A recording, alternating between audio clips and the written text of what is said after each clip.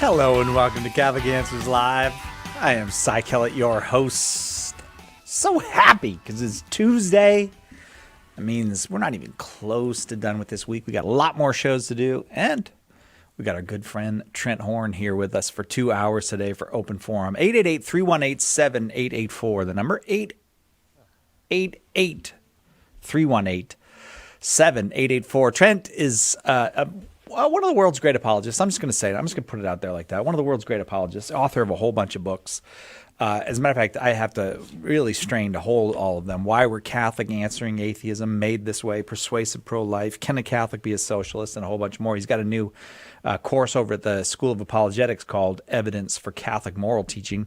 And he's the proprietor of Trent Council of Trent, which you can find at TrentHornPodcast.com. Hello, Trent Horn.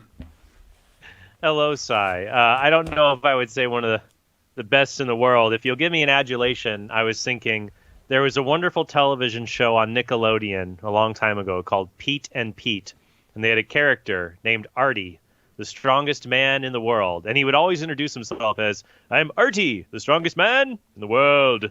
So if you could introduce me as like Trent Horn, the greatest apologist in the world. Okay, that will be yours. Okay with it. That will be. You have to do it like Artie from Pete and Pete. I'm gonna have to go now. I got to go look up Artie from Pete and Pete. Dude, just if you go on YouTube, Cy, it is really a magical thing. Like if you like, I remember something from my childhood. You can just go and find it and find so many other things. And you know what's amazing when you do that? Like your workday, it just like disappears. You're like, wow, it's over. Terrific. Wait a second. No. You're not supposed to be. I know. I get lost in YouTube. I get lost in YouTube because I'll be like, I remember the Dick Cavett show, from like when I was a kid. And then I'll go back and watch like 20 episodes of the Dick Cavett show from the olden days. Or you can watch all kinds of things there. You can watch us there. Did you know that? You can just, anytime you want to watch Catholic Answers Live, just go over to YouTube. There's I think we have 11 million episodes there now. 11 or 12 million episodes, which is impressive because we've only done 10,010 episodes. 888-318-7884, the number. Trent Horn is our guest. And you're able to ask him anything. You can ask him whatever you like about the Catholic faith, about Catholic people, about Catholic practice. If you want to ask about Catholic moral teaching, this would be a great time because he's got that new course, Evidence for Catholic Moral Teaching, at our School of Apologetics. 888-318-7884. Trent, I noticed that you're pretty quick on the turnaround at TrentHornPodcast.com, and you already have an episode up about something that I don't think any of us knew was coming, which was that announcement from the Vatican yesterday. That's pretty good. You turned that around quickly. I would like to think so. So, I mean, on Council of Trent, we talk on Tuesdays and Thursdays apologetics and theology, how to better understand, explain, and defend our faith. On Fridays, we just get to have fun. And then on Monday, I had an episode planned for Tuesday, but I saw the brouhaha and different reactions to the Congregation of the Doctrine of the Faith releasing the document approved by the Dubium, approved by Pope Francis, saying that priests may not bless same-sex unions. And I thought, well, there could be a lot of people talking about it, so why not do a whole episode? So I just sat down and got it up. And not only is it available on the podcast, it's available on our Council of Trent YouTube page. Though it's interesting, Cy, I almost want to revisit the topic because I just, spoke about it and offered some thoughts about some of the subjects that are brought up in it. But since the document's been released, it fascinates me to see in the Catholic blogosphere and social media different people's kinds of reactions to it. Yeah, they're right. Intense reactions. Yeah. Yeah, I just find, to me, the reactions that people get of saying things like, be frank, I mean, the idea of apologizing for this state, like I've seen some priests and even higher up clerics, frankly, apologizing for the CDF releasing this statement. No. We say all the time on, yes, I have seen that. And you know what, Cy, we say all the time, apologetics does not mean you're saying sorry for being Catholic. And so saying things like it was hurtful, I love one criticism. Why did the CDF have to do it right now? People are hurting and they're just making the hurt worse. I'm like, what is there happening right now that would make speaking about this be inappropriate?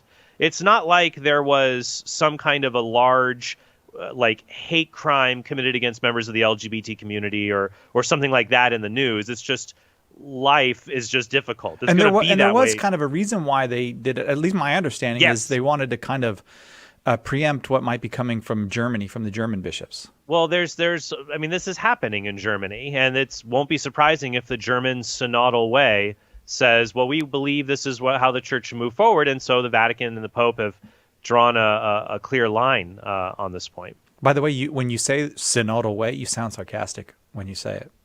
A synodal way? Yeah. Like you made it sound like you don't approve of this synodal way. I believe synods are an excellent path. Synods are something that's happened in the church for over, for past 2,000 years. A synod is just a gathering of bishops.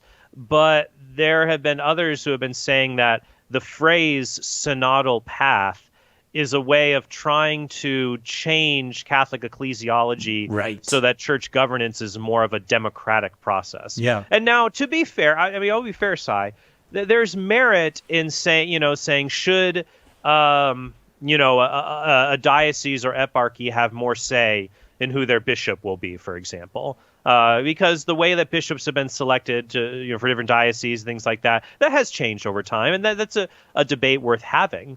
But this idea of trying to just democratize the church is disconcerting. But I mean, there's people reporting on that, and it'll come up as everything unfolds. Well, we did an episode of Focus actually on what's going on with the German bishops, and there is a great deal to be concerned about, and I think that's just honest. And I do think the Vatican, the various dicasteries of the Vatican, they are concerned about it. They have concern about what's going on in Germany. Absolutely. And so that has to do with the timing. But really what the Vatican said is like basic Catholic moral teaching. Like there's not a thing in there that's innovative or different than what the church has been saying since St. Paul walked this earth. And so the surprise that people have and the hurt that people have, you have to wonder if people are being misled about the teaching of the Catholic Church.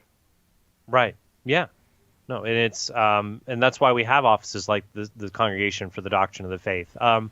Though there's another point I want to raise, Si, related to this that I didn't get into in the podcast, but maybe controversial for some. I mean, I think it's important to say that a month ago, when the CDF released a statement saying it was morally licit to take the Moderna and Pfizer vaccines, there are people I have seen online who are saying, well, I don't listen, to Pope Francis's CDF when they tell me that about vaccines. But then these same people will say, I'm so glad the CDF is telling the German bishops they can't bless same-sex unions. Hey, Christ gave us his church with the magisterium, with the teaching office. That means we have a term. We have a term for people who will say, I accept this teaching of the Catholic faith, but not that teaching. And this basically, it's cafeteria Catholicism. Even in spite of a pandemic, there's no social distancing in this cafeteria for some people. Well, that's the thing. We all love when the CDF corrects somebody, as long as it's not us they're correcting. Well, that's as long the as faith. It's not my point. That's the nature of the gospel. It's always great when Jesus corrects the other, but Jesus always has something to correct in us. I mean, and that's Jesus's one of his primary teachings for us is before you get the splinter out of your brother's eye, take the plank out of your eye. Now, notice what Jesus is saying here. He's not saying don't judge your brother. He says don't judge hypocritically. Matthew 7:1 is the essence of that, because he's saying you can take the splinter out of your brother's eye. Just take the plank out first. So if you're telling someone it's bad for them to be disobedient to a response from the CDF, and yet you do the same thing, plank, my friend, plank. Plank. You're planking. You're doing plankinism. Trent Horn is our guest. He's a great apologist. You're welcome to call him with your questions about the Catholic faith, 888-318-7884. I better take a break before we go to the calls, but the lines just filled up right away when I said people could ask Trent whatever they want. So we got a lot of callers on the line. We're going to get to them when we come back. Just don't make up words when you're talking, Trent, all right? I don't know what brouhaha. You're just making things up, just making up words, brouhaha. All right, right back after this. Catholic Answers Live. Hi, this is Cy. The modern world is getting less and less comfortable for believing Catholics. This week on our podcast, Catholic Answers Focus, We tackle some very modern Catholic issues. We question a theologian about the sin of detraction in an age of social media. And then we talk about new laws meant to protect gay people that will actually make it illegal to teach chastity or to help others to live chastely. Catholic Answers Focus is available twice a week wherever you get your podcasts. It's available on YouTube, and you can just get it on our website, CatholicAnswersFocus.com. Want the latest pro-life news? Want it delivered? Sign up. It's free. EWTN Pro-Life Weekly, your source for everything happening now in the fight to protect the sanctity of human life. New episodes delivered every week to your inbox. So if you really want to know, Sign up today. go to EWTN.com/pro-life today.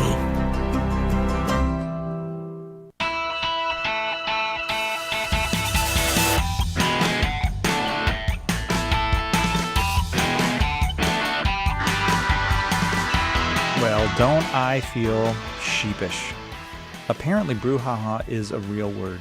It does not sound like... How can that be a real word, brouhaha? That's a word that a 3-year-old would make up.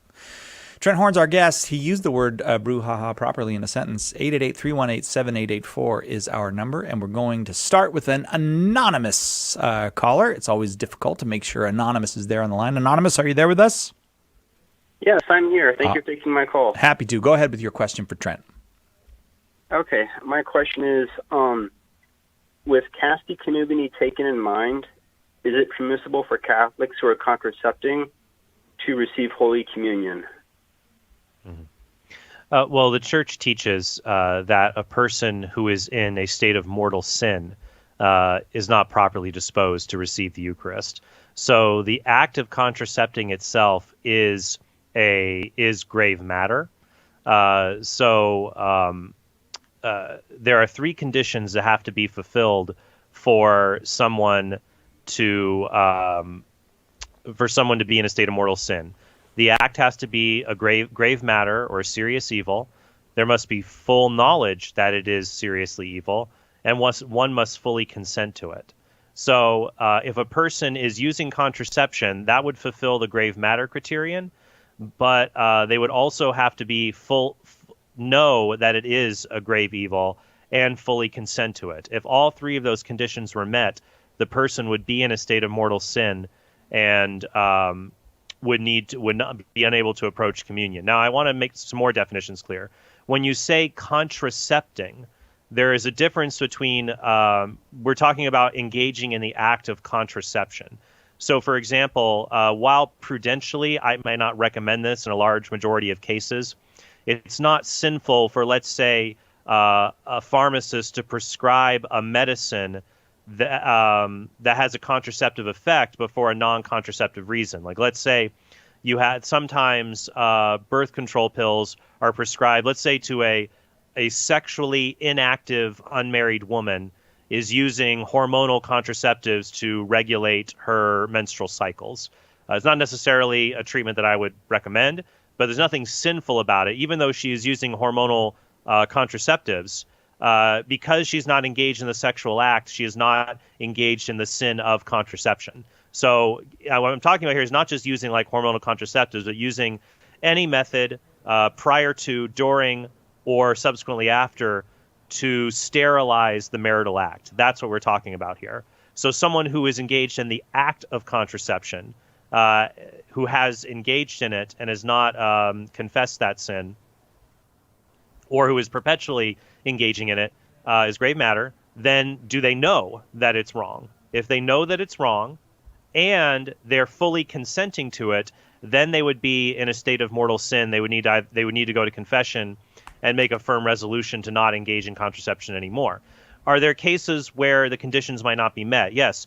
For example, the fully consent condition might not be met. Say somebody was sterilized or got a injectable contraceptive in their body. And so they have confessed this sin of contraception, but their body still engages in contraceptive effects. They just don't consent to it because in the past they chose to do something, they regret it, but that had a permanent effect. So even if their body is still contracepting, even that they don't consent to it anymore. They've changed their mind, but now the damage is done.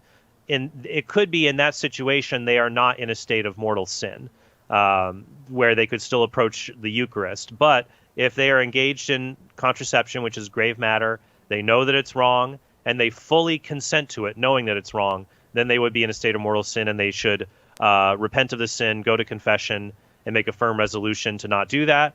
And if they are concerned about planning their children or spacing births, they should seek out a licit means of spacing births through something like natural family planning. So I hope that's a helpful answer. I do too. And we're going to leave it there. I hope that was helpful. But boy, lots of folks on the line. So we're going to go all the way now to Gretna, Nebraska. John Paul in Gretna, Nebraska. You are up next. Are you there with us, John Paul? Yes. All right. John Paul, how old are you? 14. Well, that makes us happy. We love a 14-year-old caller. Go ahead with your question for Mr. Horn. I was wondering, who are the Chaldeans? They're mentioned in the book of Job, and they stole his cattle and killed his servants. And I was wondering, who were they? Sure. When we're trying to understand when the Bible is referencing different people, we have to be cognizant that the same word can refer to different people groups. So, for example, take the word Philistines. The Philistines that we read about in the books of Samuel, when we talk about the Philistines, they were a very aggressive tribe and people who were always in combat with Israel. You know, where David fought Goliath of the Philistines. And Samson had his run-ins with the Philistines. But when we go to the book of Genesis, we read about, I believe, Abraham engaging with with a group called the Philistines, but they're much more congenial to him. Now, they might have just had a change of heart, but some biblical scholars think that Philistines of Genesis were different than the Philistines in 1 Samuel and the book of Judges. Now, so to make that comparison then to the Chaldeans, the word the Chaldeans is used as a group is used all throughout Scripture. When you go back to the book of Genesis, it says that Abraham, who was originally named Abram, he came from the land Ur of the Chaldeans. Ur of the Chaldeans. And most people believe that the Chaldeans, that area is basically now what is southern Iraq. And so, in fact, Chaldean Catholics today trace their roots back to the faith that flourished in Iraq, and many of them come from Iraq. But Chaldeans are also mentioned in Isaiah and in the book of Daniel as well. Here, when Chaldeans are mentioned later in Scripture, it may be synonymous with the Babylonians, the Babylonian Empire. The Chaldeans were a wandering tribe, a Semitic people, so their language was similar to Hebrew and Aramaic.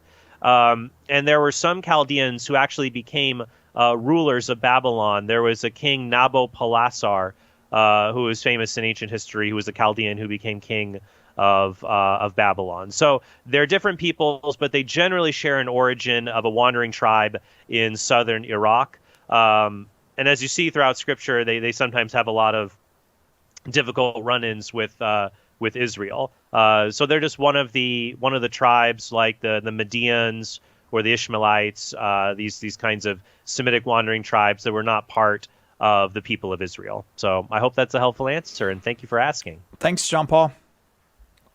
Thank you. All right. God bless you, brother. We got time. Let's go to Ken right here in California, watching on YouTube Live. Ken, thank you for your call. Go ahead with your question for Trent Horn. Hold on, Ken. That was me that time. Go ahead, Ken. All right. Hi, Cy, and hi, Trent. I just have a quick question. So according to the first law of thermodynamics, matter can neither be destroyed nor created. Doesn't this make philosophical arguments for God being the unmoved mover or uncaused cause invalid? Sure. So the idea here is that if God created the universe out of nothing, so if he brought all matter into existence from nothing, doesn't that contradict the first law of thermodynamics? No. Well, I should say this. It does, but doesn't that mean that the first law of thermodynamics means that God cannot create the universe from nothing? No, because the laws of physics are not prescriptive laws. What I mean by that is the laws of physics or science or nature, they do not command the world to act in a certain way. So it's not like you could find a basketball filled with regular air, floating up into the sky away from Earth. The law of gravity is not going to be like, hey, basketball, you get back to Earth, or you're going to get a $500 fine, and that's not how the laws of nature work. They don't command things to happen in a certain way. The laws of nature are human descriptions of the way the world regularly operates. It talks about predictable things in nature. So there are actually 4 laws of thermodynamics. So there's something called the zeroth law you can look up. But the most famous ones are the 3, the first, second, and third. And so the first law of thermodynamics says that in a closed chemical reaction, matter cannot be created or destroyed. It's transferred. So if you have you light a piece of paper on fire in a vacuum, it just turns into ash. The paper just doesn't disappear out of existence. You can disassemble things down to the molecular level, but you can't just get rid of matter. That's a nature of matter within a physical system. But because God is not bound by the laws of nature, because God is not a natural entity, God is the reason all natural entities exist. The reason anything exists at all is because God wills it and gives it existence. God just is existence or being itself. So since God gives existence to all things, he brings them into existence, or he can cause them to no longer exist. So the law of thermodynamics refers to the way that the world operates, and God created it to be that way. But God can supersede these laws because he has complete control over reality. To give another example, the second law of thermodynamics says that all thermodynamic systems tend towards entropy or decay. Things keep breaking. You got your car, it's always going to break. You got your body, it's going to age and get older. But that doesn't mean that God cannot supersede that law. He superseded the second law of thermodynamics when he took Jesus' corpse and resurrected him to glorified bodily life. He'll do the same with us in the resurrection of the body, and by creating a new heaven and earth, because scientists say our universe should experience heat death or a complete loss of energy, well, reduced to a zero energy state, I should say, or a very minimal energy state in like many, many billions of years. But God can keep that from happening because God exists beyond nature. He gives it its existence, its form, other things like that. So I hope that's a helpful reply. Thank you. Does that make sense? Does it make sense? Yes, it does. Thank you very much. All right. Okay. Made sense to Ken. Now you sound surprised yourself. Okay. I didn't know I made sense. Noah in Westmont, Illinois, watching on YouTube Live. You are next. Go ahead with your question for our guest, Trent Horn. Hi. Thank you guys so much for having me on. So I have a family member who is pro-LGBT, and I am wondering how to respond to something she said, and that is that someone being intersex, essentially, or having mixed genitalia. I'm not actually sure like which one it was referring to, and she wasn't specific in that. But those people are as common as redheads, was her claim. And she basically using that to say, oh no, it's not really just male and female that exist. It's all the spectrum in between. So therefore, she was using that as support for the idea of transgenderism. And I mean, I know that intersex and like transgender are kind of two different things, but she was kind of they are seeming to at least point to the general idea of that. I'm wondering, like, how true is that statistic? And if it's true, like, who exactly does it apply to? Like, anyone who's intersex, or just people like with mixed genitalia? And if it is true, like, how do we know that it's just a disorder, as opposed to something like indicative of how people really should think of themselves? Like a natural variation. Yeah, okay. And we might have to carry this on past the break because I want to delve into this because people talk about it a lot. The percentage of people, so intersex is a condition different than transgender. Transgender is when you say that your identity as a man or woman does not correspond to your biological sex.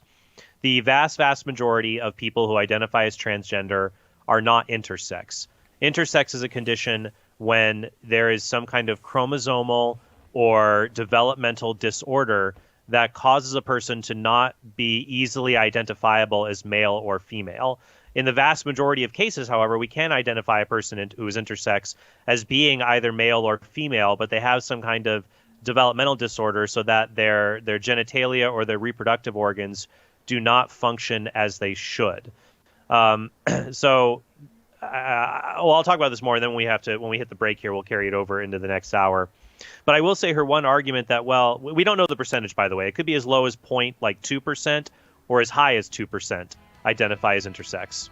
But the number of people who identify as something, that it does not in and of itself tell us whether it is disordered or not. And I'll explain that more when we come back from the break.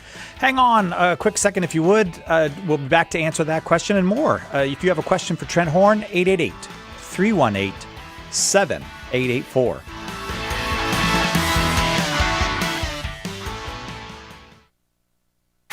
Call us now with your question on Catholic Answers Live. Here's a question. Is it really possible to be friends with someone who died 2,000 years ago?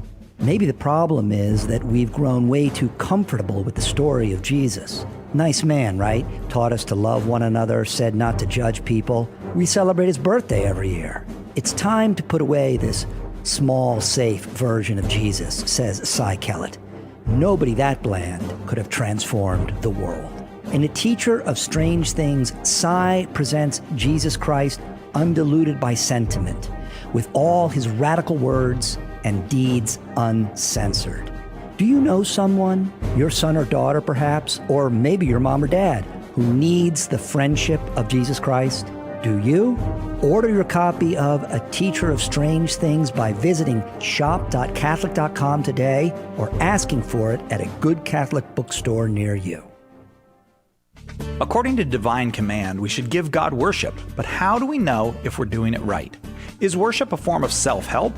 To make me feel better? A form of social activism, or even a commodity? Or is it something that transcends all of those? In Real Religion, How to Avoid False Faith and Worship God in Spirit and Truth, Father Jeff Kirby cuts through the misguided modern notions about God and religion and takes you back to the foundation for true worship, God's revelation about himself. From his first contact with his chosen people to the culmination of his revelation in Jesus Christ, God shows us what religion is supposed to be like and how to make the practice of it a lifelong virtue in our lives. Order your copy of Real Religion by visiting shop.catholic.com today or asking for it at a good Catholic bookstore near you.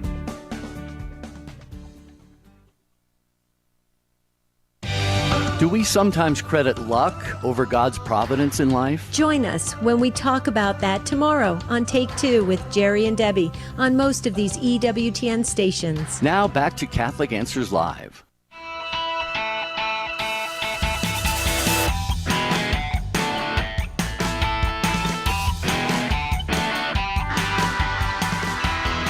Welcome back. Catholic Answers Live. Trent Horn's our guest.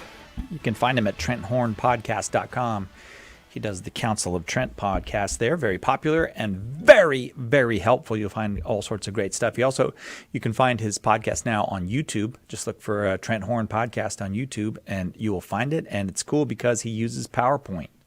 That's right. He uses PowerPoint. And he forced us here at Catholic Answers Live to up our game because we weren't using anything cool. So now we have pictures of cats involved in our podcast. Trent Horn, also an apologist here at Catholic Answers, the author of a whole bunch of books, including the super big Catholic bestseller, Why We're Catholic. If you want to talk with Trent about anything having to do with the Catholic faith, it's a moral question, a sacramental question, a historical question, 888-318-7884, 888-318-7884. On the line is Noah in Illinois asking a question about whether or not intersex people are as common as redheads, and whether if being intersex is as common as being redhead, that doesn't support the current transgender movement. Right. So what Noah was saying is that, and Noah, are you still there? Oh, yeah. Yeah. Okay, and you said this was your sister who was bringing this up? Yes. Okay, so the idea is that Noah's sister was saying, look, gender is not a binary. It's not just men and women. There's a whole spectrum. But I would say that it's interesting when I ask someone to define what gender or sex is, and what people say, well, there's more than just men and women. I would ask them, okay, what are these other genders that exist? They're always they always end up being either a combination of male and female or neither male and female. So the gender binary, it seems very strong that God created male and female. Because we live in a fallen world, though, there are going to be people whose chromosomes or genetic abnormalities or developmental abnormalities may cause them to have body parts that are more appropriate to the other sex, for example, or reproductive organs that do not function properly. Now, your sister's argument was, well, look, let's say she was right, but I don't think she is. Let's say she was right. 2% of people are intersex. Well, 2% of people are redheads. We don't think redheads are a disorder. Why would we think intersex is a disorder condition? The prevalence of something does not tell us whether it is disordered or not. For example, only about 35 to 40% of people have 20/20 vision, actually. But that doesn't mean that people who have 20/20 vision are disordered. In fact, it's everybody else who has the poor eyesight. So the prevalence of something does not tell us whether it's disordered or not. I would say the majority of people do not have healthy cholesterol or healthy other biometrical markers in their systems. But the difference here, of course, is that someone who has red hair, that is a natural variant, but more importantly, it does not prevent their hair from carrying out its natural function. So the purpose of hair, for example, is to provide cover for our heads, to provide warmth. Somebody with red hair can carry out the natural function of hair just like anybody else. But to pick another example, let's try alopecia. Alopecia is a condition where you don't have any hair at all. There's a very small minority of people who have it. And people with alopecia would say this is a kind of disorder related to hair growth because the scalp and the face should be able to grow hair and it's unable to perform its natural function. That's how we know that it's disordered. So if somebody has genitalia that is unable to engage in the marital act to perform its proper function according to its role as an organ, it has stunted physical features, has a genetic karyotype that doesn't match XX or XY. When you look at medical journals, they will talk about things like chromosomal disorders, like having a single X chromosome, which is Turner syndrome, that results in things like sterility, stunted development. Klinefelter syndrome, which is XXY, is similar. They're called disorders. It doesn't mean the person who has them is not a person or is not made in the image and likeness of God. It just means that this person has particular trials. Given their physical and anatomical development, they have a particular cross to carry that we should treat with medicine and with any other kind of good that we can present, whether it's compassion, spiritual assistance, friendship, empathy, whatever the case might be. But it doesn't do us any good to say, oh, that's not really a disorder, there's nothing wrong with it, when it contradicts what we understand about the nature of being created male and female. So is that a helpful understanding of the issue? Yeah, that's definitely helpful. Would you say that like that statistic of they're as common as redheads would apply to intersex people generally, or is it is it actually about people with like both sets of genitalia, or like a man like who was born with an ovary somehow? Like, because that was kind of what startled me. Like, so is it like about intersex people generally? Because that seems a lot less. The number of people who identify as intersex?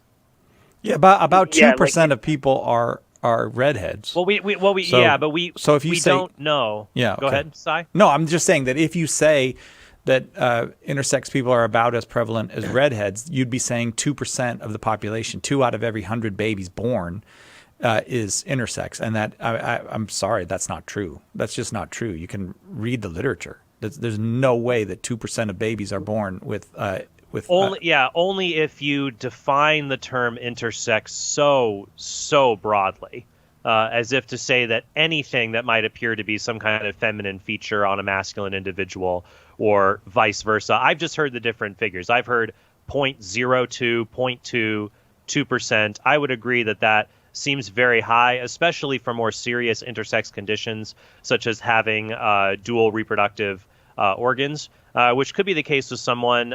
Maybe they have two X's and a Y, so they are a biological male, but they have still developed ovaries, for example. Usually these individuals still deal with sterility and many other issues. But as I said, the prevalence of something does not tell us whether that alone cannot tell us whether something is normal or abnormal. Rather, we have to look at what it does to a person and whether it impedes the function according to the natural function of an organ or a body part that they have. And so that's a larger question that we need to ask. Thanks, Noah. I hope it was helpful. We're going to go all the way down to Costa Rica now. Haiku in Costa Rica watching on YouTube Live. Thanks for being with us. Go ahead with your question for Trent. So, thank you very much. I have two questions, actually. The first one is related to the communion of the saints. If I can use two passages as an example. The first one is from Matthew, the passage of the transfiguration of Jesus, that he is with Moses and Elijah. Oh. And the other one is the one of Lazarus and the rich man. When they die, the rich man see Abraham and ask for help. So, Haiku, what you want to do is give someone biblical evidence for the communion of saints, because you're using two biblical examples. Am I correct about that? Yes, correct. Specifically, if I can use those passages. And also, the second question is a very quick one, is if the Trent's books, Why We Are Catholics and The Case for Catholicism, could be translated into Spanish, because in Latin America there are a lot of Catholics. Yeah. Sí, se puede. We should. Come on, Trent. Why are your books not available in Spanish? I think sí se puede means yes, it can be done. Right. Yes, we are able. Yeah. Not, I don't know if that's translated, it should, but in any case. No, I think why we're Catholic. He didn't ask if it should. He'd ask, can it be? Oh, can it? Yeah, your reply was it should be. And it can be, and it should be, and it has been. Wait, what? I didn't know that.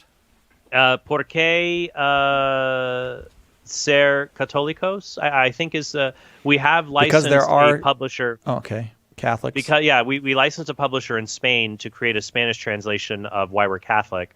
So if Haiku stays on the line, we could give him contact information and then send that to him to help him be aware of that. That's actually really exciting news. I did not know that, and I'm very excited to hear it. Why We're Catholic is going to be translated into Spanish.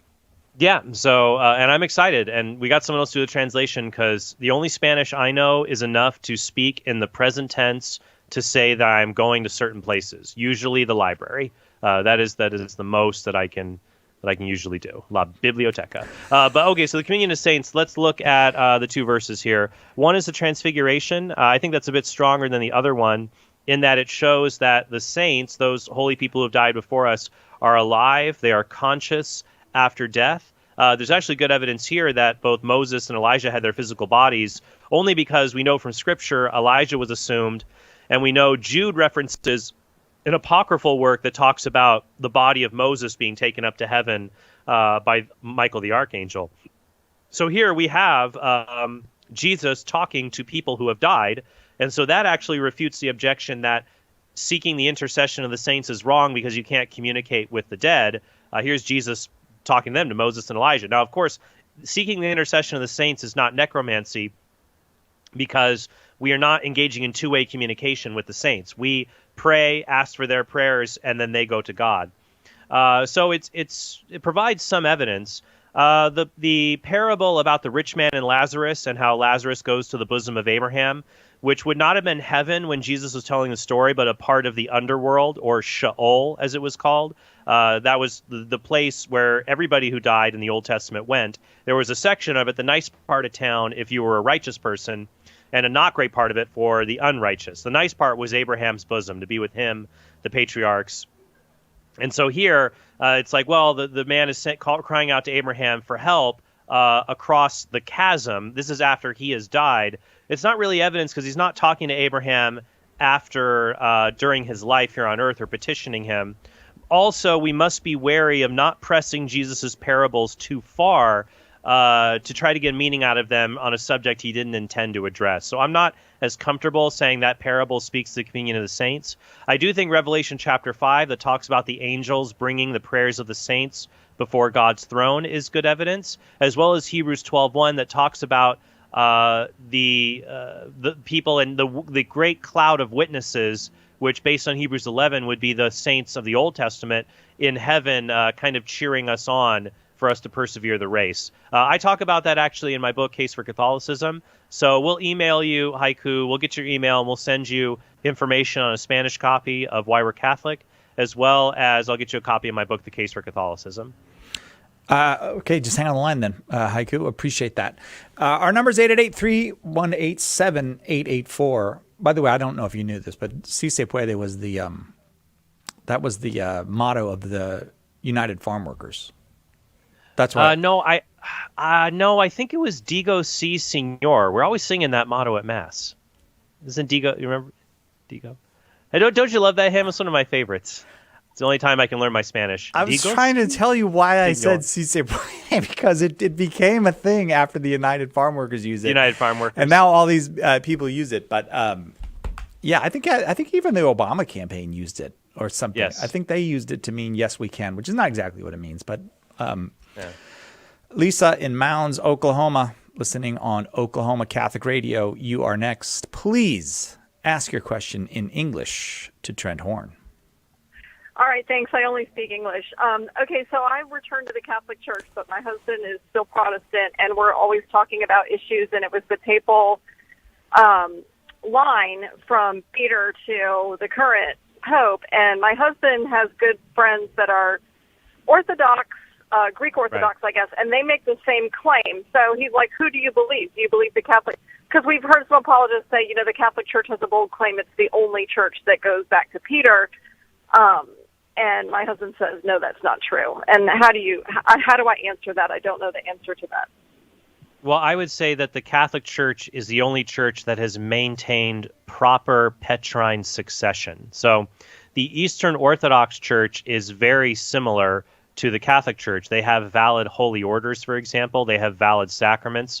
When they celebrate the Eucharist in the Divine Liturgy, that is Jesus on the altar because they've maintained Eucharistic theology. They've maintained holy orders. They are a church. They really are the other lung of the church. They're our separated brethren. They're very close to us. And so we both share recognition of the preservation of the episcopate, of valid holy orders. Where we disagree, however, is only the Catholic Church, I would say, has maintained the proper succession, is the only one that can trace itself back to Peter and Peter's correct office. So the Eastern Orthodox would say, yes, we agree that Peter was an important apostle. He was Bishop of Rome, was an important bishop in the church. He was, the patriarch of the West, basically. But they denied that he had universal jurisdiction over the church. Though when I speak with Eastern Orthodox, it's very difficult sometimes because they'll say, well, yes, he had universal supremacy, or he had a primacy of honor, but not a primacy of authority or universal jurisdiction. They want to get close enough, but not let him be the Pope. He's the Bishop of Rome. They'll say that the Bishop of Rome is the first among equals, a place of honor, but not having authority over others. But when you go back to the Church's history, it seems very clear that the Church of Rome and the Bishop of Rome and Peter himself didn't just have a special place of honor, they had a special place of authority amongst the apostles. It's indicative in Peter being chosen in particular to be the rock upon which the church should be built, in the Pope exercising his authority to settle disputes throughout the Christian world, even outside of his own diocese. And this was noted very early on, noting that the Bishop of Rome, the Roman See, was very important in preserving the truthfulness of the doctrine of the faith. So I'll recommend two resources for you, Lisa. One, on Matt Fradd's channel, he has a great debate that he had recently between Eric Ibarra, a Catholic apologist, and an Eastern Orthodox priest on this very question. A very delightful and civil exchange. Go and check it out, Pints with Aquinas. Look up the Eric Ibarra debate, YBARRA. Then I would also recommend my book. We'll send you a copy, The Case for Catholicism. I have 2 chapters on the papacy in that book that addresses some of the things that I mentioned. So we'll send that to you, and I hope that it will bless you and bless your husband. And I will definitely ask for our listeners to pray for your husband for his continued spiritual journey. Thanks, Lisa. We got to take a quick break. I did it late, but we'll be right back with more Open Forum with Trent Horn right after this. There's only one Catholic Answers Live. Do you love praying for people? Have you ever wanted to use your gift of prayer to share Jesus with others and build up the body of Christ? Start a public prayer station with St. Paul Street Evangelization. Listen to people's needs, pray with them, or invite them to meet you at church. St. Paul Street Evangelization can help you get started. Find out how at streetevangelization.com. That's streetevangelization.com.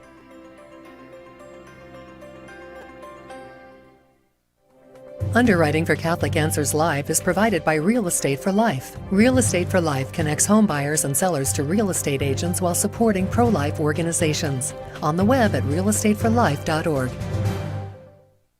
Unplanned, the true story of Abby Johnson. I would be the youngest director in Planned Parenthood history. She believed in a woman's right to choose. I've had an abortion myself, so I don't have any problem with another woman making the same decision. Until the day she saw something that changed everything. Tiny, perfect little baby. And then it was just gone. Now she's pulling back the curtain on the abortion industry. Unplanned. Available at EWTNRC.com and the EWTN app.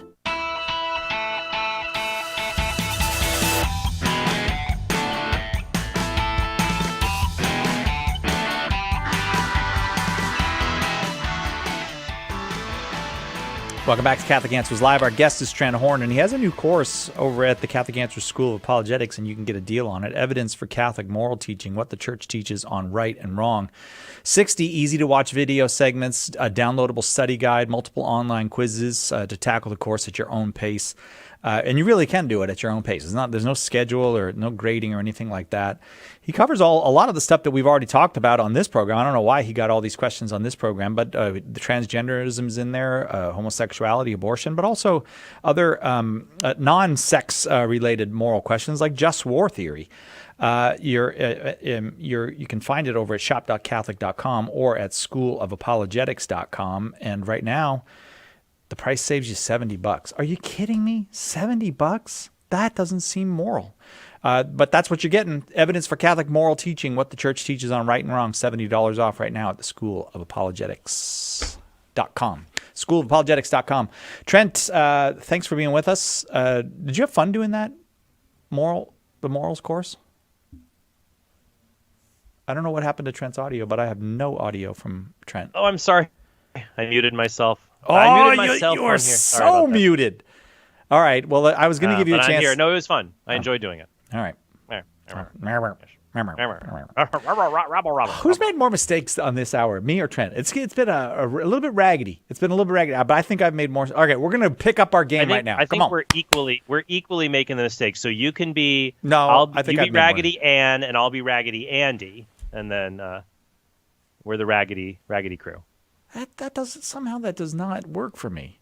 Cecilia in Security, Colorado, watching on YouTube Live. You are next. Go ahead with your question for Raggedy Andy. Hello. First of all, I want to start by saying I've been able to talk to Tim, Carlo, and Jimmy, and now I get to talk to you, Trent, which I think is really cool. So, that is really cool. We call that a royal flush. All right. That's the hat trick. That's called the Apologist hat trick. So. Oh, sweet. And I just love you guys. I really do. You too, Si. Oh, thank you. Anyway, my question is, since St. Joseph already had children, were any of them around when Jesus was born?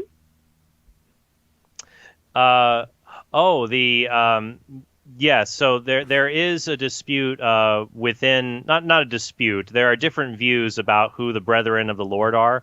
So Matthew 13:55 and the corresponding passage in Mark discusses who the brethren of the Lord, James, Joseph, his brothers and sisters.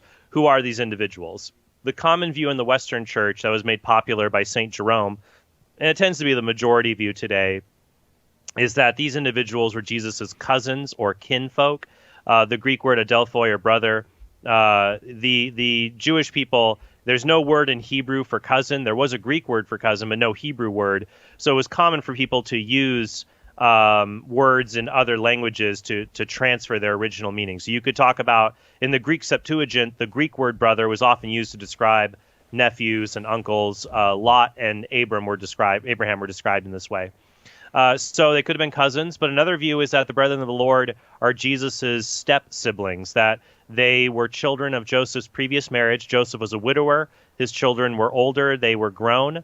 And then he was betrothed to Mary, who had pledged herself to be a virgin to protect her. One of our earliest sources is from the Proto-Evangelium of James, the infancy gospel of James, that references this, where Joseph protests originally at being chosen for this role, saying that he's an old man who has already had children. It's a very old view in the church, going all the way back in the Eastern Church, made popular by the church father Epiphanius. So if that view is true, that Joseph had children who were already grown, when Jesus was born, these step siblings of his would have been around. There's no indication, however, from the texts in the infancy narratives of Matthew and Luke's gospel that anyone was present among Joseph's family, at least on the trip from Nazareth to Bethlehem. We don't know. Where they were staying, however, they may have been staying with family members, because we often think that Mary and Joseph went to a Bethlehem hotel and there was no room, and so they just went and stayed at this barn. But the Greek word that is rendered there was no room at the inn is kataluma. It's better translated, there's no room in the guest room. So they probably went to a family member's house, and Uncle Bob was already in the guest area, so they went to the area with the animals. So some of Jesus's other relatives, people related to Joseph, may have been present at the birth as well. It's not explicitly described in Scripture. These could have been uncles, distant relatives, cousins, or possibly even the step-siblings. But we don't know because it isn't explicitly put forward in the biblical text. But they were certainly around somewhere, and if they were with Joseph's family in Bethlehem, they could have been nearby. We see them come, if the brothers of the Lord are step-siblings, we see them come more into focus during Jesus' earthly ministry when they are frequently in the company of his mother Mary. And being quite older step-siblings, or older cousins if you take that view, they gave Jesus quite a hard time in the Gospels, thinking that he had gone mad even. That they didn't believe in him during his lifetime. That's actually another argument that the brothers of the Lord are not Jesus's younger siblings, because in the ancient world, younger siblings would not correct older siblings in the way Jesus's brethren correct him in the Gospels. So I hope that's helpful, Cecilia, and it was nice to talk with you. I hope you'll call back again sometime. And congratulations on hitting the hat trick, the apologist hat trick. We've got to go to Virginia now. Patrick in Virginia, watching on YouTube. You are next. Go ahead with your question for Trent Horn. Hey, how's it going, guys? Thanks for having me on. Sure. Trent, I was just wondering your thoughts on maybe some arguments that, like, how can Christianity be true if maybe the religion's older than Christianity, like Hinduism, or even maybe there's some similarities with Christianity and like the cult of Mithras or Apollonius? Yeah, sure. Okay, well, let me address those 3 points. So we're almost out of time. I'll hit this fast. Just because something's older doesn't mean that it's true. Hinduism recognizes there's a divine reality, but the stories about Hindu deities were written so long after the events they describe, we don't have reason to think that they're reliable. Whereas we have good historical reason to believe Jesus rose from the dead. Likewise, we have reason to believe that Jesus' story of his resurrection is not like the stories of the wonder worker Apollonius or the Roman god Mithra. Stories about Mithra in the first century, those do not come from the older Persian Mithra sources. They're probably actually borrowed from Christian worship. Same with Apollonius. Apollonius' account was written 300 years later. The resurrection, we get that in Corinthians 20 years later from a creed dated within 5 years of the resurrection. History vindicates the Christian faith against other miracle claims of other religions. For more, check out my book, Counterfeit Christ, for more on that. And we'll have to leave it there. You can hear the music. Thanks for the call. If you're on the line, stay on the line. If you haven't dialed yet, you can dial 888-318-7884. Trent Horn, one of the really good ones for giving you some insights on how you can defend the Catholic faith. If you'd like some help in that regard, maybe you're a budding apologist yourself. Maybe you're an accomplished apologist. If you need some help in that regard, this next hour is for you. 888-318-7884.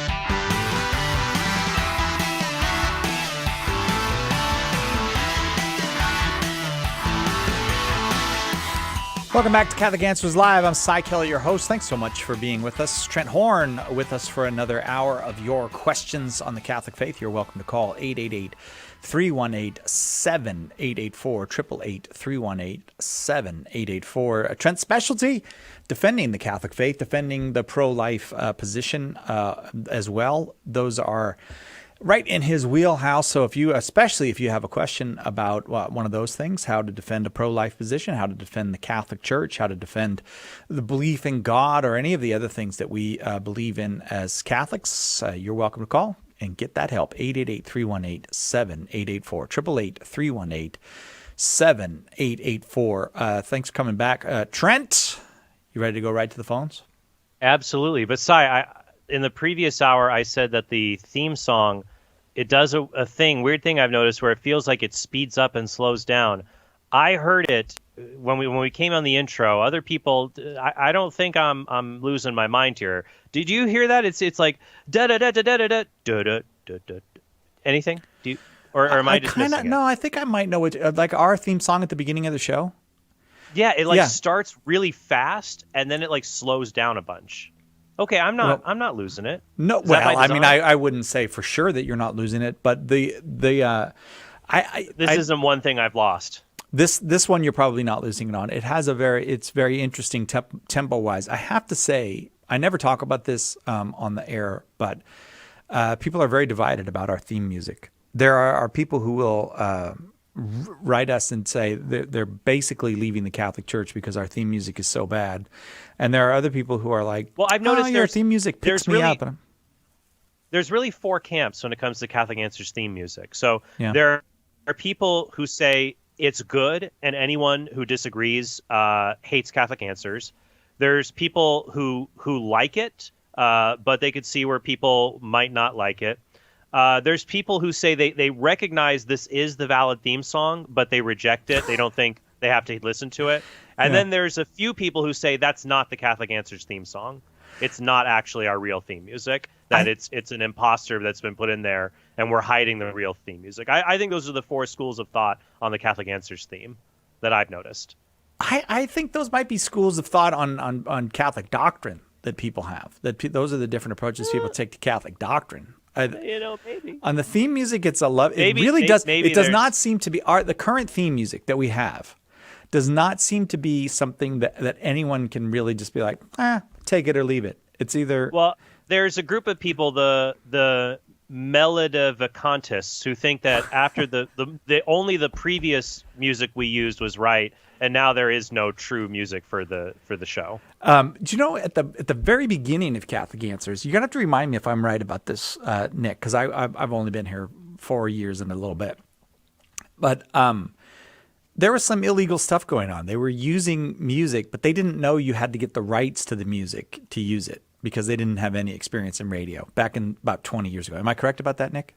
Yes, Nick says I am correct about that. I don't want to say who the artist was because then we'll have to write a big check to Yanni. But well, if you could have a song, if money was no object, or an artist said, "Cy, I will let you use my music."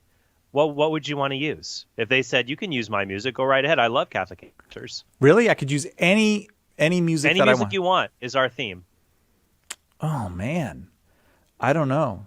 I think I'd go with Bruce Hornsby. Some things will never change. That's just the way it is. That's just the way it is. That's how you'd like to answer the question. Why does the church teach this? That's just the way it is. Just the way it is. Yeah. Some things will never change. That's just the way it is. All right. Well, then I guess I would pick "Stop Dragging My Heart Around." Then I don't know why. That just came to mind. Or maybe "Let It Be." Oh yeah, that's a good one. I don't know. Robert in Fort Worth, please help us from these inane conversations that Trent and I get ourselves involved in. He's watching on Catholic.com. Robert, go ahead with your question for Trent. Hey there. I'd actually say that the Catholic Answers theme music brought me into the Catholic Church. What? I hope we recorded that. We're going to play that over and over again whenever someone calls to tell us how bad it is. All right. Thanks, Robert. Yeah. Trent, first of all, welcome to Texas. And then second of all, I've got a group of friends who are all Protestant, and we've been discussing the faith recently, and one of the things that they want to learn more about is like why Catholics believe in the intercession of saints. And one thing I've run into is that it seems that there's a difference in the way that we use the word saint and the way that St. Paul uses the word saint in his epistles when he refers to Christians in other places as saints. And I'm just wondering how we reconcile those. Right. So the word saint in the New Testament comes from the Greek word hagios, which means holy or the holy ones. So it has essentially two meanings to it. It can use in a broad sense or in a narrower sense. It's not that one sense is true and another is false. Paul, in his letters, you're correct, often talks about how he addresses the saints at this community or the saints here. So all Christians are saints in one sense, that they share in the Holy Spirit. They have been spiritually regenerated in baptism. They belong to the mystical body of Christ. So we are all saints or holy people. We have all been set apart by God for his purposes in that sense. So I would say with our Protestant friends, you're absolutely right. We are all saints, I would say, with a lowercase s. But the word saint has, or sancti in Latin, it has come to be used in the Catholic faith to refer to individuals that the church has declared to be in heaven. And so they have the power to pray for us, and they serve as models of faith for us to imitate. And so these would be canonized saints, those that the church has declared are in heaven. So when we look at St. Paul's letters, we see some reflections of this. In Colossians 1:12, for example, it says, Paul talks about giving thanks to the Father who has qualified us to share in the inheritance of the saints in light. So this talks about how, well, we are saints in this life, but it seems like we only partially share in something that the saints in heaven, which Revelation talks about the saints in heaven, we only partially share in what they fully possess because they fully possess the beatific vision in heaven. So I think with your friends, you could say, look, we agree. We have to, you could say to your Catholic friends, look at Hebrews 12:23. It talks about the firstborn who are enrolled in heaven, God of all, and to the spirits of just men made perfect. So Christians in heaven are different than Christians on earth. We're all saints, but the saints in heaven are the spirits of just men made perfect. And we stumble in many small ways, but are being made perfect in this life. So I think they could agree, even if Paul doesn't use the exact same vocabulary in his letters, we agree there's two kinds of saints, the saints on earth who are persevering in holiness, and the saints who are perfected, who are in heaven. Where we disagree is, what can the saints in heaven, can they pray for us? Are they aware of us? And is it licit to ask them for assistance to pray for us? I would like, if you stay on the line, I'd like to send you a copy of my book, Why We're Catholic, because it has a whole chapter in it called Why We Pray to the Saints, and it may be helpful on some of those questions. So is that at least a good start to your answer? Oh, yeah, that's a great start. And I actually already have the book, but it's just that one. Well, why don't we send you another one? Let's send you another one to give to a friend. Trent will not give up. He must send you a book. They're great. They're great to give out. You know what, Cy, is really sad? I'm here around my house. I'm like, we don't have any Why We're Catholics. Like, people will come over. I have it at my house. I got a couple copies at my house. I mean, I used to have, like, I have a copy of, like, my books on the bookshelf, like here, that's like my section on the bookshelf, just to have. But I give away Why We're Catholic so much, that slot is always missing because people will come over. Let's say there's a repairman, we're talking with him. I say, hey, I used to go to be Catholic. Oh, let's have a chat. Here, this is one of my books. Here, you can have this book I wrote. And it does. I think it's done a lot of good for people. So I mean, I need to buy more copies to keep in my house to give away, and our listeners might benefit from doing the same. Do you ever have authors on, like, with a new book out on your podcast? Oh, yes. I frequently do have authors either with a new book or an oldie but a goodie. I had John Bergsma on not too long ago. I was at a conference with him. Which book did you have John Bergsma talking about? I think he talked about Bible basics for Catholics on the Old Testament. He's got a lot of great stuff on the Dead Sea Scroll book is subject. Awesome. I love the Dead Sea Scroll book he wrote. He's going to have to revise it. He's going to have to add an addendum. They just found new Dead Sea. They found new Dead Sea Scrolls. No, really? Oh, I got to go. I'm going to look that up on the break. Well, it's not but surprising. I'm just saying. We didn't. Well, go ahead. Go ahead. We didn't find the Dead Sea Scrolls, or a collection of documents written in Hebrew talking about ancient forms of Judaism from 100 years before and 100 years after, or even longer before that time of Christ.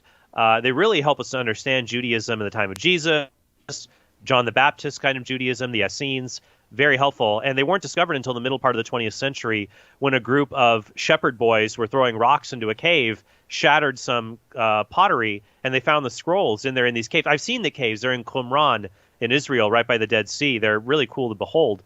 But now we found, we didn't find them until the 1950s, and now we've got more to translate and to add to our knowledge of the ancient world. So it's fascinating stuff. Oh, all right. Well, I was only saying that. I'm not saying that in a self-serving way. I'm just saying that if there was somebody that you worked with who had their first book for Catholic Answers coming out in April, like, would you invite that person on when the book came out? Like hey, yeah, as long as fellow it met Catholic certain Answers. Criteria. Oh, really? What would I want to make sure that the book's, it's got to have heart, it's got to have soul, it's got to be willing to get in the game. If the book can do that. The books, that's just nonsense. Those are nonsense standards. You're just making things up. By the way, Elvis Costello, what's so funny about peace, love, and understanding? That'd be a good theme song. I'll think of another one before the break. Back. So Cy, well, if you've got a book or know someone who has a book, I would love to have them on the podcast. Well, I have a book coming out. That's what I'm excited. I was saying it on the air so I could get you to commit on the air so I could get a gig. So are you acting like those people who propose at Major League Baseball games to like get the relationship locked in because there's so many witnesses? Yes, Trent. I'm asking you in front of thousands of baseball fans, would you agree to my proposal to be on your podcast? I'm going to tearfully say yes and be very shocked, and then later we are going to have a talk. We'll be right back. This is Bishop Chad Zielinski from the Diocese of Fairbanks of Northern Alaska, and you are listening to Catholic Answers Live. Hi, this is Cy. The modern world is getting less and less comfortable for believing Catholics. This week on our podcast, Catholic Answers Focus, we tackle some very modern Catholic issues. We question a theologian about the sin of detraction in an age of social media. And then we talk about new laws meant to protect gay people that will actually make it illegal to teach chastity or to help others to live chastely. Catholic Answers Focus is available twice a week wherever you get your podcasts. It's available on YouTube, and you can just get it on our website, CatholicAnswersFocus.com. The Aquinas Writing Advantage program is part of Homeschool Connections' set of online courses for your Catholic homeschool. Homeschool Connections' website is homeschoolconnections.com. Underwriting for Catholic Answers Live is provided by Real Estate for Life. Real Estate for Life connects homebuyers and sellers to real estate agents while supporting pro-life organizations. On the web at realestateforlife.org. When I begin my prayer time, I always enter into it with the expectation that God wants to teach me something. And it has to start with my willingness to share my heart with God, not just say words at Him. So whether I'm using more formal prayers or a more conversational style of prayer, I have to bring my heart and my life and my real self to God. And by having that dialogue, we're able to enter into a deeper relationship, and He's able to show me how to use all the events of my life to draw closer to Him.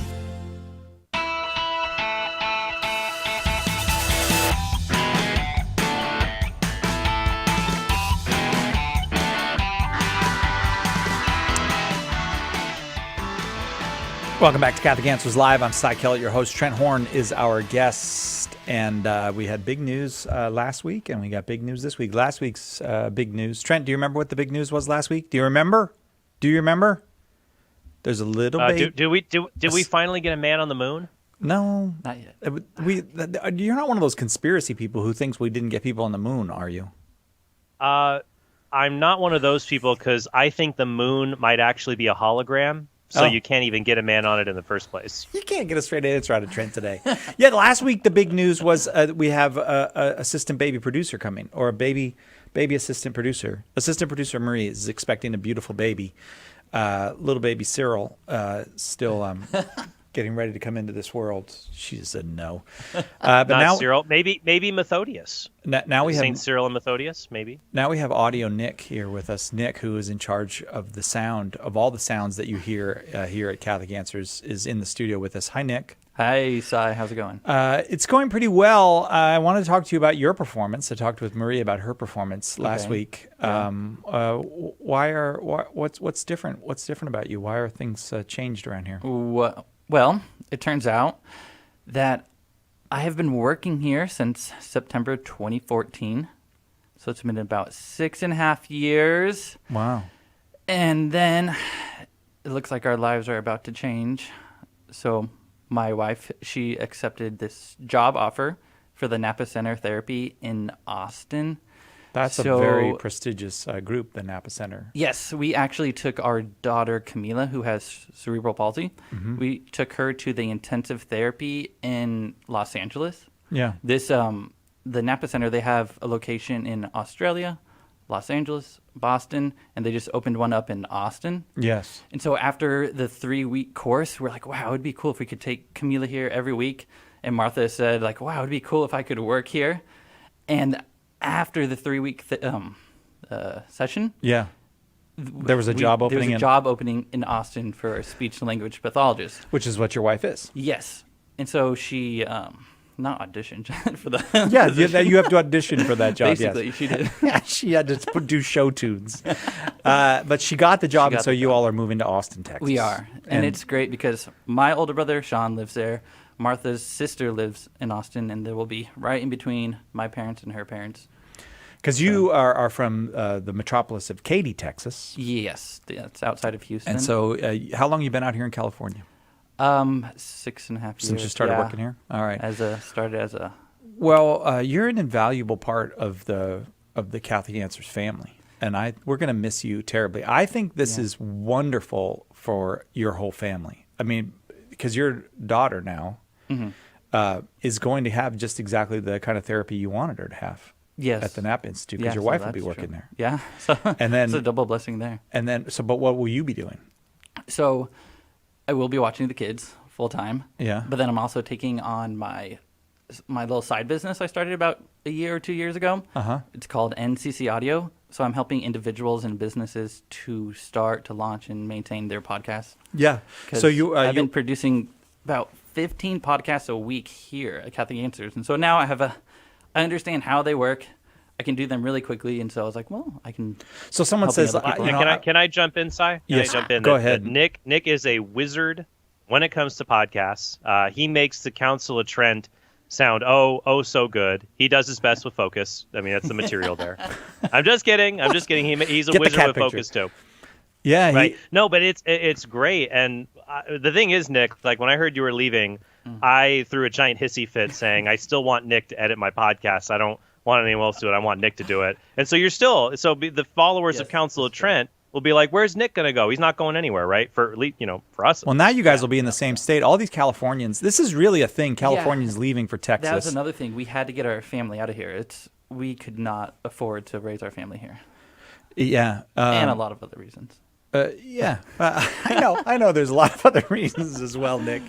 Yeah, but you really are going to be missed. You really are an extraordinary sound person. I mean, one time, Trent, I was just reading copy for Nick, and this is when I first started here, and he said, I think you're doing something funny with your TH sound. And I couldn't hear it, and nobody else could hear it, but Nick's like, slowing the audio down and listen to this, and I was making a funny sound at the end of my TH sound, but very slight. It was perfectly within parameters, but that's not how Nick works. He's not about within parameters. It's about getting right, and then we corrected it after that, and I speak much betterer now because of you. But also you're just Nick. Nick's a great person with you're this. I really admire you, Nick, and I want you to know that because you're a young man who committed to his family at a young age. You didn't wait around till I'll get married when I'm 40 and all that. You've carried the burden of your daughter's struggles, and now you got little Dominic, and your wife's not that easy a person. No, I just no, but you're just such a remarkable Catholic, wonderful person, and you're a magnificent audio person. And so I hope lots of people will go to nccaudio.com, and if they need work on their podcast or radio program or whatever they're doing it, and you'll do that, because you're going to be really missed around here. I know. I'm going to greatly miss this. This is like the perfect job to work for, so I am super sad to leave this position. Yeah. But in order to grow, I have to, make that next step. Yeah, I know, but we're not going to forgive you for it. I mean, if you're trying to get we're not going to forgive you for it. So I know you wanted to come on the air and say who your favorite host was of all time of Catholic Answers, and I appreciate it. No, I'm just kidding. Yeah. I'm only joking. Patrick. What? No. He always called me Matt, like, for the first 2 years I worked here. And then you started working here. And so you've always called me Nick. So yeah, because the first thing you said was, don't call me Matt. I'm not Matt. Matt moved. You're a superstar, Nick. We wish you all the best, and we just love you and admire you, and just think you're great. Thank you so much, Simon. You say a lot of weird things too, which makes it a lot of fun to work with you. Is that true? I mean, that's not a joke. Like, he says a lot of weird things. Yeah, you can listen to my podcast, NCC Audio. I have a podcast, and I say a lot of weird things there. I got to but be it's on. Also very helpful. Oh, this is for Trent Horn. I got to be on Nick's podcast. He interviewed me on the podcast one time on Trent. Oh, that's so fun. I've been on the podcast too. It's a lot of fun to be on. All right. Yep, cool. Nick, peace, Thank brother. you, Si. God bless you. You really are a remarkable man. Right. Thank you so much. Nick, Thanks. I'll be seeing you in Texas. Come on over. All right. It's going to be fun. Next Pretty week. soon, I'm going to be singing that could be our new theme song. Instead of Elvis Costello, What's So Funny About Peace, Love, and Understanding, we can do All My Exes Live in Texas, because everybody that leaves here moves to Texas. Robert, are we still talking to Robert in Fort Worth, Texas? On Catholic I don't think so. No? Is Robert there anymore? Wasn't that the first caller we had? Yeah, maybe. I don't know. Okay, I'm all confused because Nick came in here, and the guy who keeps me on track is Nick, and now he was in here talking to me. Let's go to Elbert in Buffalo, New York, listening on 101.7 FM in Buffalo, New York. Elbert, welcome. Thank you for your call. Go ahead with your question for our guest, Trent Horn. All right. Thanks, guys. All the best to Nick, by the way. Thank you, Albert. I just had a question.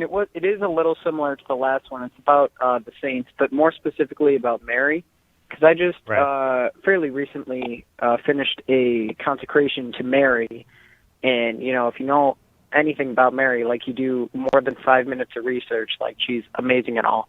So now I have the consecration printed out, and on the back of my phone I carry a rosary everywhere. Like, it's great and all. But then you start talking to people about it, and they're like, Mary who? And you're like, I don't know, the Mother of God. And they're like, oh yeah, we kind of like don't talk about her. And I was like, why not? It's like, oh yeah, well, because the Catholics worship Mary. And I'm like, oh my gosh, here we go again. And I'm like, no. And it gets really confusing when you talk about the saints, especially Mary, because then people start talking about, well, there's idolatry, you're worshiping statues and pictures and whatnot, and you're conversing with the dead. That's not supposed to happen. And, God is God and Mary is not God. So why are you worshiping her and all that kind of stuff? It's just like hard to talk to people about because, I know all this stuff about Mary. But well, this is actually something that we talk about quite a bit on the program, because this is, for many Protestant people, actually, even more than purgatory or more than the magisterium, it's the Mary stuff that's the problem. So do you just want Trent to give you a general, how do you approach that, or what were you looking for from him? Albert? Because the reason I bring it up is because I was talking to one of my coworkers at work, and we're like getting a little closer because I started the job fairly recently, and we're both Christian.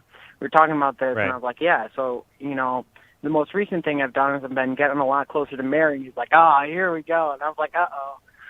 So, all right, so... yeah, sure. What would you say if somebody said that to you? Oh, here we go, as far as the Marian stuff.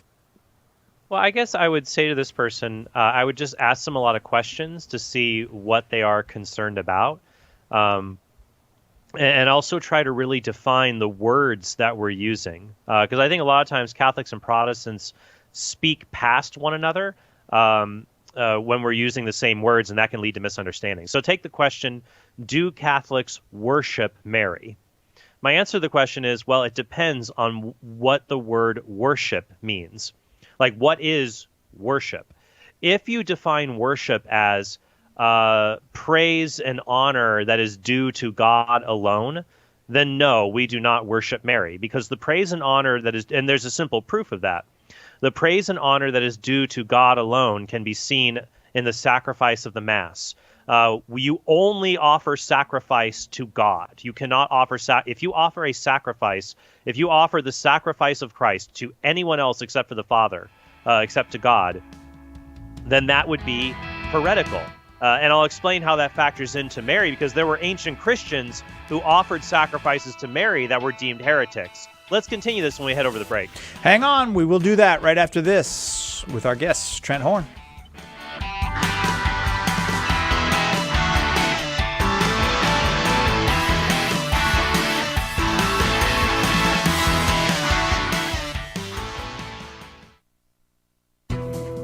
Have you enrolled in the Catholic Answers School of Apologetics? Let me ask you a more important question. Do you believe as a Catholic that you have an obligation to share the Catholic faith? In fact, the Church has answered this question, and the answer is that all confirmed Catholics are obliged to share the faith. It's actually in canon law. Catholic Answers is here to help you fulfill that obligation. Our School of Apologetics courses will equip you to help all the people you come in contact with understand what the Church teaches and why. A great place to start is with all the Catholics in your life. Learn the art of apologetics from the best of the best and start sharing the gospel today. Visit schoolofapologetics.com. That's schoolofapologetics.com. Did you know you can access Catholic Answers Live right from your phone or other mobile device? Download the Catholic Answers Live app today. It's free, and you'll have instant access to our daily broadcast, the schedule of upcoming shows, and you'll even be able to search the archive and listen to thousands of past shows. The Catholic Answers Live app, available now on iOS and Android. Most of us Catholic parents agree our number one goal in life is to pass on the faith to our children. But here's the bad news. Today's world has a million ways to steal your kid's soul. Don't be afraid, says Father Sebastian Walsh. God loves your children even more than you do, and He desires their salvation more than anything. In his groundbreaking new book, Always a Catholic, Father Walsh shows you how to cooperate with God to bring about the fulfillment of His will for your kids. Always a Catholic reminds us that keeping our kids in the faith is about the way we live our Catholicism in our own lives and as a family from day to day. Order your copy of Always a Catholic by visiting shop.catholic.com today or ask for it at a good Catholic bookstore near you. Do we sometimes credit luck over God's providence in life? Join us when we talk about that tomorrow on Take Two with Jerry and Debbie on most of these EWTN stations. Now back to Catholic Answers Live.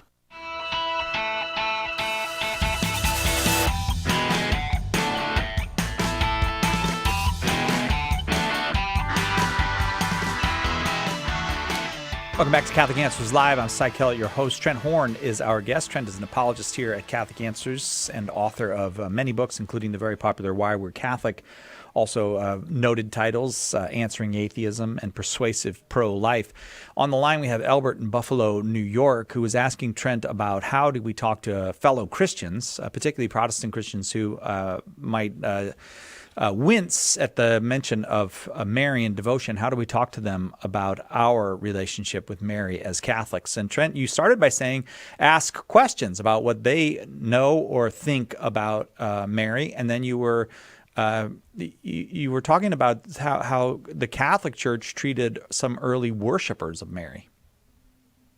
Right. So I said that, do we worship Mary? If you define worship as giving the honor and praise due to God alone, then no.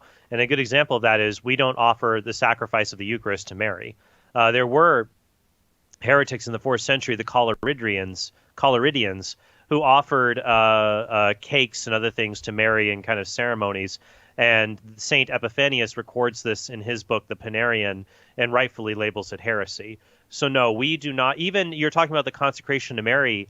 Our caller was discussing, I believe in St. Louis de Montfort's consecration, he says that Mary as amazing as she is in being chosen by God to bear his son, she is just a mere atom in comparison to God. That he goes to great lengths to distinguish how, even though Mary is the highest of creatures because she bore God within her womb, God is still infinitely beyond Mary because he is the creator and she is a mere creature. Now, if you say, well, by worship, we mean we give someone their worthship, then we do worship in a sense by giving Mary her worth. We give the saints their worth. We give other people their worth. We give elders, for example, we give our parents their honor and respect that is due.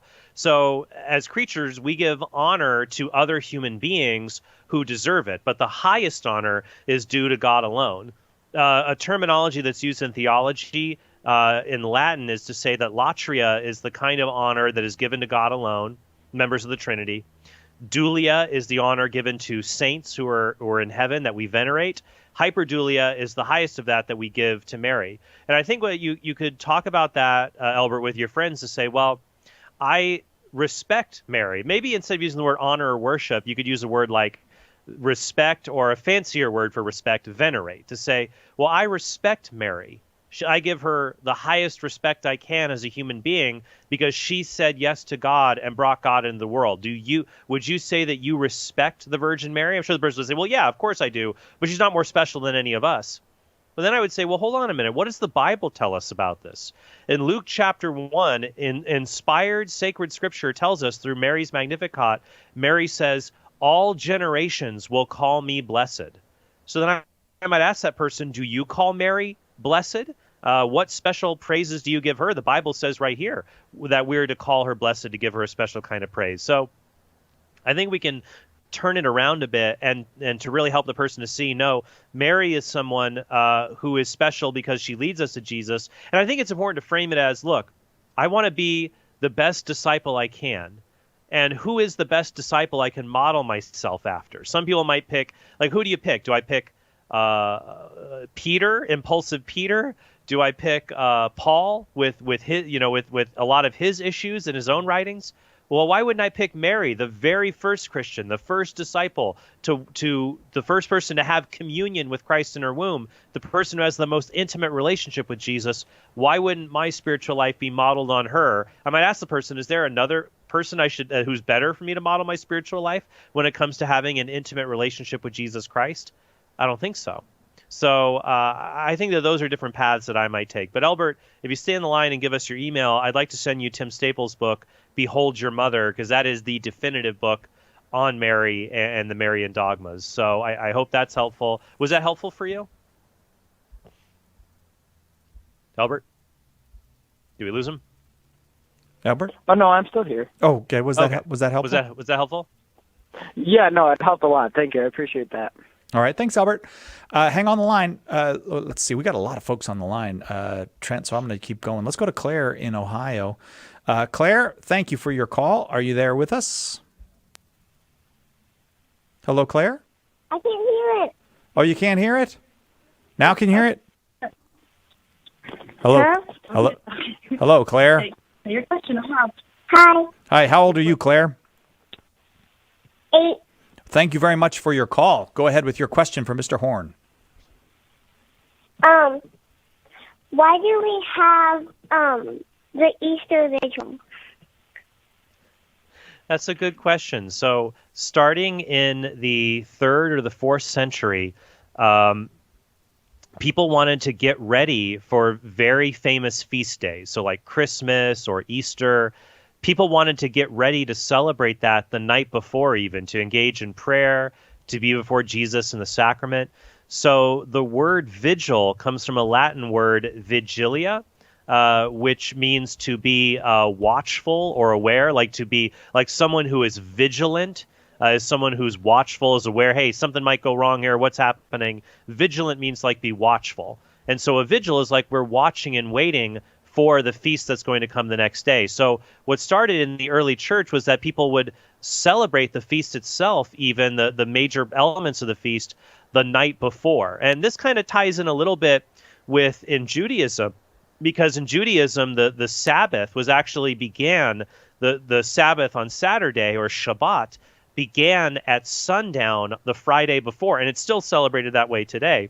And so Christians incorporated, have this kind of mentality, I should say, in celebrating a vigil, so that you just want to prepare for what's happening at this amazing feast. You want to even get started the night before. And that eventually turned into fully celebrating the feast the night before in a vigil mass. And then relatively recently, the church allowed this to develop with the Sunday Mass, so that you could have a Saturday vigil mass, which is helpful for people who might have a job, for example, on Sunday. Maybe they work at a hospital, so they can't go to Sunday Mass. They work a 12-hour day at the hospital, but maybe they can go on Saturday to fulfill their Sunday obligation. So I hope that was helpful for you, Claire. Thank you so much for calling in. Did that answer your question?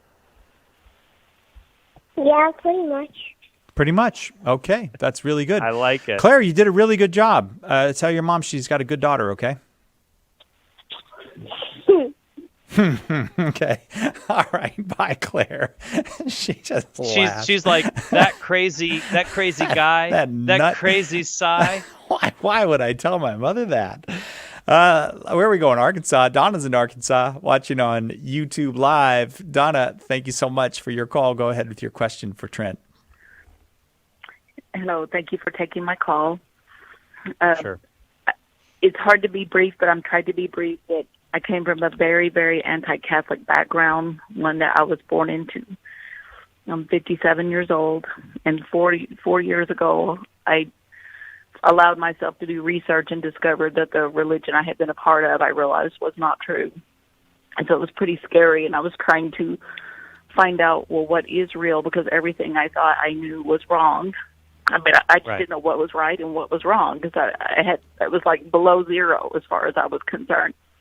Right. And I don't know why, but I just felt like this draw to the Catholic Church that I wanted to see. A coworker told me about RCIA classes because she was Catholic, or is Catholic. Yeah. So I went, and my husband went with me. Now, he came with me to show me where the Catholic were wrong.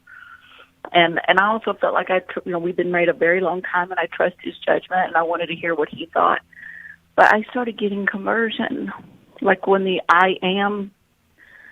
I am statement that Jesus said, I never understood, because even the Bible that I had used had altered that word. It didn't read that way. I never made the connection, but I started getting my I's dotted and the T's crossed. What did you belong to? Donna, what did you belong to before? I was born as a Jehovah's Witness. So right. The I am statement, because that identifies Jesus as God. Yes, in the Jehovah's Witness Bible, Psi, it says, I have been. Man, I could so never, in any case... go ahead, Donna. Wanted to pick up rocks and kill him. Yeah, right. So you're thinking of becoming Catholic, but is there a stumbling block or like still an obstacle in the way? There is. It started off like this soft call, and now I feel like this drum beat in my head to be Catholic. But one of my children was molested, not anything to do with Catholicism or Catholic Church, nothing like that, because this was years ago. And that was swept under the rug. It was covered up, like it happens many times. And I am right here ready to be brought into the church. I have become a Christian. I've been baptized, but not in the Catholic Church. Right. But I'm right here ready to come in. And when my adult children that don't live locally, but they said, how in the world? And he said, I excuse you, Mom, for what you did as a witness, because you were an innocent when you were born in, and I came from a family that loved me, and I loved them. My grandparents I loved. So I was treated well. So I trusted them. It took a lot for me to shake that belief system that I was born into. Right. So, but he said, he goes, I can give you a pass on having raised us that way, because you didn't know any better, and when you knew better, you did different. But with Catholicism, it's like, they're up to no good. Why would you do this? Is that it? Well, not just up to no good, but because of the cover-up with the child abuse. And now see this happened to this child. Yeah, no, I could see that would be an emotional, difficult spot, that if you had a child who was abused and you're drawn to this church, but this church has had problems of priests abusing children and some of it being covered up, and it's caused a scandal. The word scandal comes from the Greek word scandalon. It means a stumbling block. It makes you trip and fall. And the scandal has done that. It's horrible. So how do we confront that? What should you do when it comes to being Catholic? Well, what I would say is that to say to them and to say to yourself, abuse is not a Catholic problem. It's not a religious problem. It is a human problem. We live in a world of sin, and that sin has penetrated even within the Catholic faith. So the question is not, should I find a church that's without sin? Good luck. Even if you did, if you joined it, guess what? Now it's got a sinner in it. We're enmeshed in this, and it's sad, especially to see people that we look up to, that we trusted, betray us. So the question is not finding a place without sin, but what church gives us the full remedy to sin? Where is the church that gives us the food for eternal life that strengthens us, the Eucharist? Where is the church that gives us reconciliation so that we can be forgiven of our sins in confession? And I would say to cling to that, and as my friend and director, boss, Tim Staples says, you don't leave Jesus, you don't leave Peter because of Judas. Don't let Judas's failings, Peter's failings, keep you away from Jesus Christ. Don't let the failings of some people in the church keep you away from Jesus and the Eucharist. I think that's what I would encourage you to draw near to Jesus, to go to an adoration chapel at a Catholic church and just spend time with Jesus there, knowing, Lord, I want to be near to you, and I'm worried about things that might pull me apart from you. How do I do that? And I think that he'll give you peace to overcome when it comes to looking at the issue of abuse, to give you peace in your heart to face this.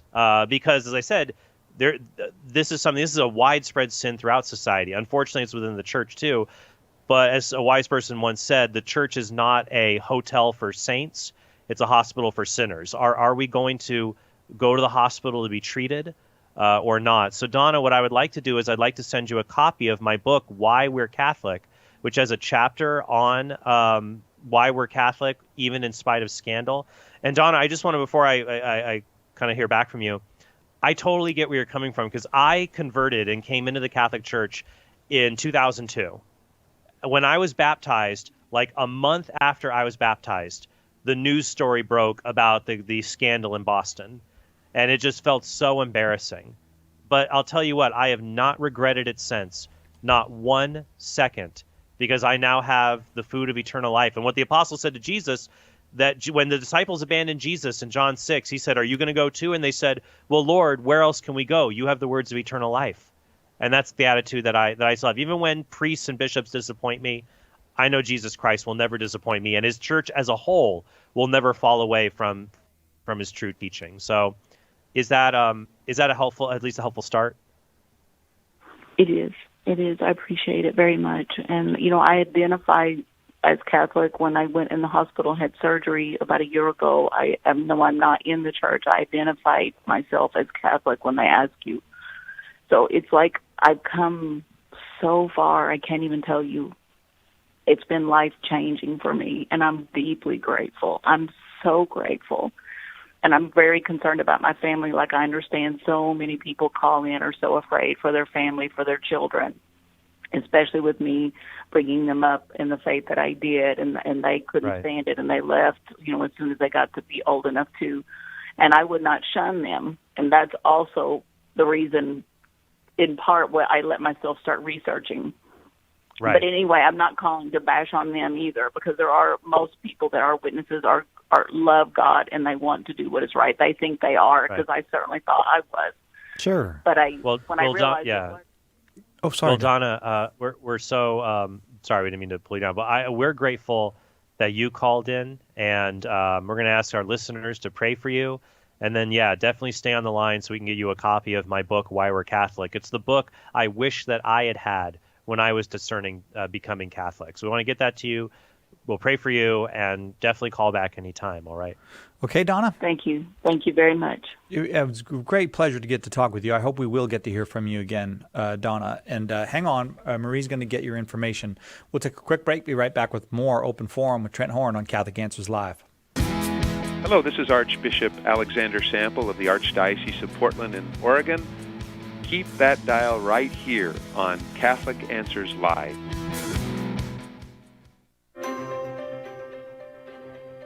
St. John Paul II stated that, for the disciple of Christ, evangelization is a duty, an obligation of love. And the Catechism of the Catholic Church states that evangelization is necessary for salvation. So we know we're called, but how do we do it? St. Paul Street Evangelization can help. To learn more, contact us at streetevangelization.com. That's streetevangelization.com.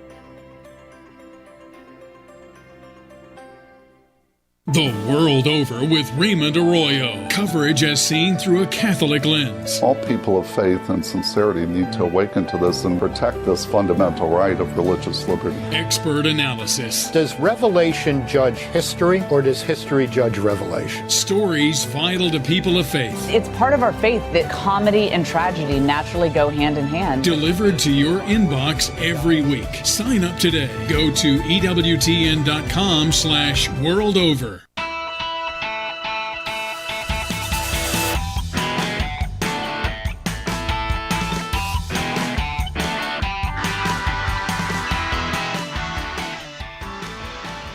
Welcome back to Catholic Answers Live. Trent Horn, our guest. It's open forum. That means there's a lot of people on the line. There always is. So I'm going to try to go quick here towards the end and get as many as I can on. Kai in New York is next. Kai watching on YouTube. Thanks very much for your call, Kai. Go ahead with your question for Trent. Hello, thank you. Can you hear me? We can. All right, thank you. I'll be as brief as possible.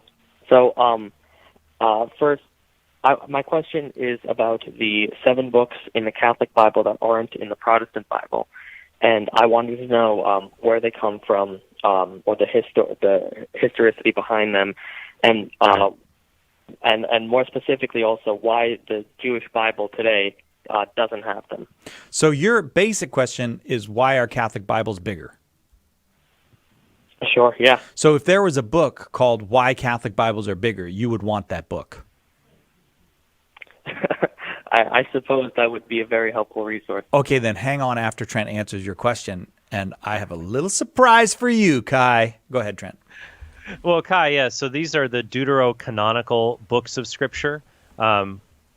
We call them that deuterocanon, not that they're less inspired, but that they're a subject of controversy. So these books were written about within a period of about 300 years before Christ was born, and so they are not. They were in the Greek translation of the Old Testament that Jesus and the apostles most frequently quoted from. There are in fact passages in the New Testament that are related to these passages. In the Gospel of Matthew, there is, when it talks about the priest taunting Jesus on the cross, he called himself the Son of God. Let him. He says he is the Son of God. Let God save him. That is actually that is a fulfillment of a prophecy in the 2nd chapter of the Book of Wisdom, which is one of those deuterocanonical books, which are Tobit, Baruch, Judith, Wisdom, Sirach, 1st and 2nd Maccabees, and also portions of Daniel and Esther. And then there's other references as well. Hebrews 11:35 references the Book of the Maccabees. These books are of different genres. They talk about wisdom literature. Some of them are historical books, like the Book of the Maccabees. And so Christians and Jews read from these books and thought of them as sacred scripture. In the 2nd century after Christ, there was a second Jewish revolt. And at that time, Jews were distancing themselves from other Christians. And the rabbis declared that books written after the time of the Book of Sirach could no longer be read in the synagogues. So the rejection of these books in Jewish Bibles derives from Pharisaic Judaism, not from the Judaism that Jesus and the apostles practiced. But yes, I would recommend, if you want the full story, get Gary Machuda has a great book, Why Catholic Bibles Are Bigger. If you give your email to our call screener, we will happily send you a copy. Gary is the man on this subject. I did a debate on it on Pints with Aquinas if you want to go and check that out, but read Gary's book, super duper good. I was going to give it to him. Okay, then go ahead and give it to him. Kai, hang on. Give your address to Marie, and I'm going to send you Why Catholic Bibles Are Bigger, the revised second edition by Gary Machuda from the Catholic Answers Press. It's a great book, and Gary is great. You should look up Gary Machuda. He's doing a lot of podcasting and broadcasting himself, and he's well worth listening to. Thanks, Kai. I'm going to write a book, Si, since it's the revised second edition, called Why Catholic Bibles Are Bigger is Bigger. Because it's revised, right? There's more in it. I actually got that one. Sometimes I don't get your clever plays on words, but I got that one. I feel very proud of myself. I'm getting better. You should be. Jim in Florida is next, watching on YouTube Live. Jim, happy to have you. Go ahead with your question for Trent. Hi, good evening. Thanks for taking my call. I have a dilemma, and I know you're pressed for time and got other callers, but I was a former Protestant minister, and I came back to the Catholic Church. I was originally born Catholic. My goddaughter is going to be getting married. She is a Protestant. She's asked me to marry her.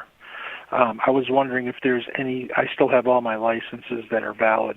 I was wondering, is there anything within the Catholic Church that says since I'm a Catholic I can't marry her, even though she doesn't have the ability to get married in the Catholic Church?